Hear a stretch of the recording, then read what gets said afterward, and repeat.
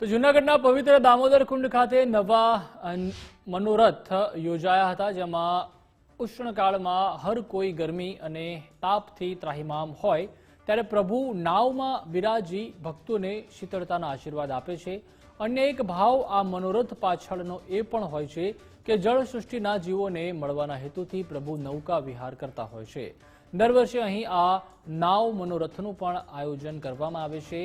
તો નાવ મનોરથમાં પ્રભુને વિવિધ ભોગ અર્પણ કરવામાં આવે છે. આ ભવ્ય અને દિવ્ય નાવ મનોરથના દર્શન માટે જૂનાગઢ સહિત દૂર દૂરથી ભક્તો પહોંચ્યા હતા. ઠાકોરજીને પરમ પ્રિય છે એવો નાવ મનોરથ, એમાં બે ભાવ છુપાયેલા છે. એક અતિ ઉષ્ણકાળ હાલ ચાલી રહ્યો છે, પ્રત્યેક જીવ જે તપારો અનુભવી રહ્યો છે ત્યારે પોતાના દિવ્ય આશીષ પ્રભુ શીતળતા રૂપ આશીષ લોકોને આપે અને એના પછી તરત જ વર્ષા ઋતુનું આગમન થાય અને પ્રત્યેક જીવને શીતળતા મળે એવો પણ ભાવ છે. અને બીજું કે જળ સૃષ્ટિ પણ એવડી જ મોટી છે જે આપણી સ્થળ સૃષ્ટિ છે.